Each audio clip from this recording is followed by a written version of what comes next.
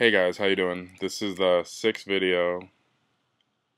Anyways, I just wanted to talk a little bit about medical stuff, medical things about me, medical things in general, and healthcare in this awful country. And I guess, if you say something that if you don't like it, fix it or move away from it, right? That's how it should be.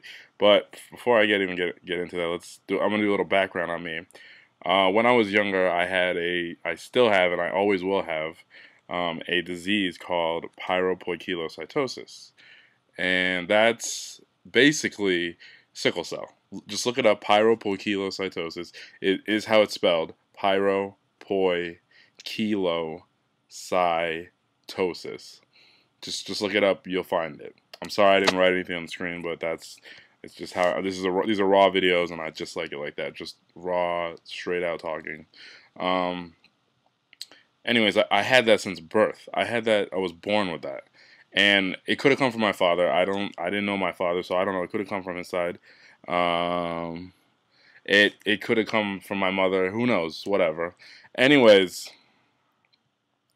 I I've had that since birth, so I wasn't able to do a lot. I mean, I had other problems, but I wasn't allowed to do anything medical. Like I wasn't able to do any. I wasn't able to do any physical activities because with sickle cell it tires you out, so I wasn't able to do any physical activities.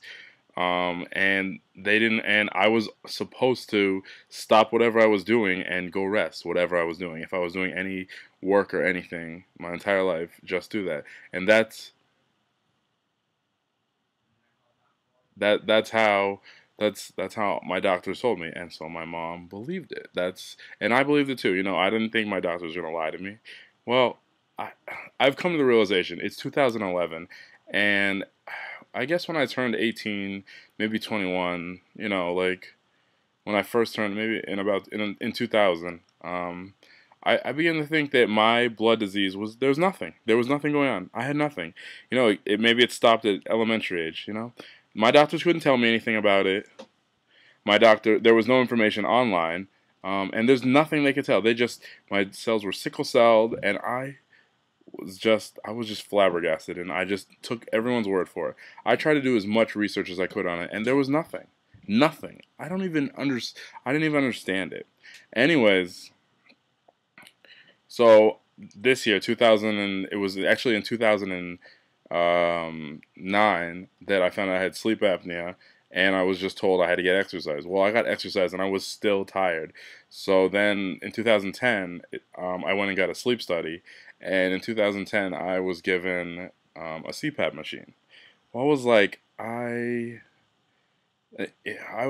so basically, I thought about it, and I said, you know what? I don't think I had sickle cell, even though.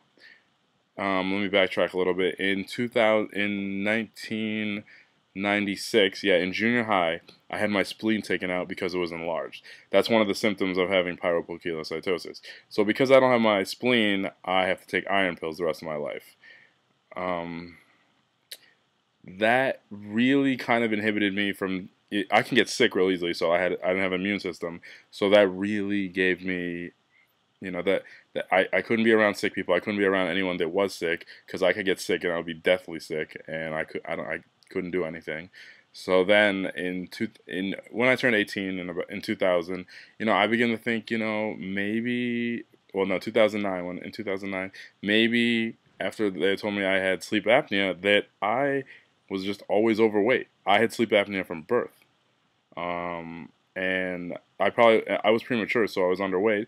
So probably my parents, or my mom and my grandparents were force feeding me food, and so I became overweight. So I always will be overweight. Recently, in 2010, I was told that my breathing hole, like the tube in your breathing hole, it's about the size of a penny, maybe the size of a quarter. So when I'm sleeping at night, my body doesn't get enough oxygen in it. I don't know why that is. I guess maybe I'm laying down and it's not a good way for the air to go. It's restricted. It's not a good way for my air to go in and out. So I and my doctor said that just you need to exercise and work out. And I've been told that's fine. That's one part of it. But you know what? That doesn't control the size of how big the hole in my throat is. That doesn't how I breathe. That doesn't. So I was like, all right, well, I'm gonna go to my nose, throat, and eye doctor. And my primary doctor said, well, they don't usually do anything for you. They're not gonna do anything. They're not gonna do any surgery. And I was like, but they have surgeries for everything. So I was like, this is ridiculous. How can you not have any surgeries for this stuff or anything? So I'm taking it upon myself to go to an ears, nose, and throat doctor and figure out what the heck is going on with me.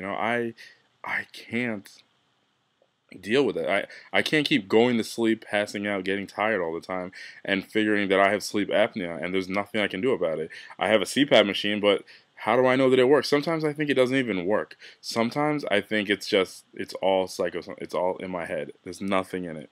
There's nothing going on in me, and I'm just overweight and everything. But really, I know that if I'm overweight and I have sleep apnea, and then my sickle cell, there was nothing. It was done with at a certain age, and that went away. And so then I had a new one, sleep apnea, and now that's causing me. I'm basically, what I'm saying is, I think that I had sleep apnea my entire life, and the sickle cell got the sleep apnea trumped over that, and I always was that. Since I was premature and I was probably underweight, my parents probably made me fatter, and I never slept well. That explains so much why I kept getting up early, why I would always be tired during the middle of the day, why I'd have to take a nap, and even if I went to bed at a reasonable hour, I would still be tired and exhausted, and why my doctor would say, oh, if you got a little tired, go to sleep. Just go to sleep. I mean, half of my high school career was spent at home because I felt a little tired. If I felt a little tired, I'd go to the doctor, and the nurse would call my mom and say, just send him home, or I'll pick him up and take him home. Like, that is how my life was. So I'm thinking that that my sleep apnea has been in my entire life. It really frustrates me, and it really annoys me. And I'm thinking that my sickle cell is nothing right now. And if I don't take my iron pills, I can get sick. That's about it. But I don't think I could die. I'm thinking I'll die from not breathing at night. That's really what I worry about. I don't want to not wake up. That's an awful thought. I'm not afraid of dying. I'm afraid of not waking up. Um, I I know, it's crazy. So that's just a little history of me. I'm gonna keep you guys updated on this. I'm gonna just share my own feelings. Oh, I wanted to go on about healthcare. This country sucks with healthcare. This was a quick note. This country sucks with healthcare. If you make too much money, I don't remember what the income is for that. I don't know what the bracket is, but if you make too much money, you have to get your own insurance, your own private insurance. And private insurance is way too much. We need to be like every other country and just get nationwide insurance where everyone's covered.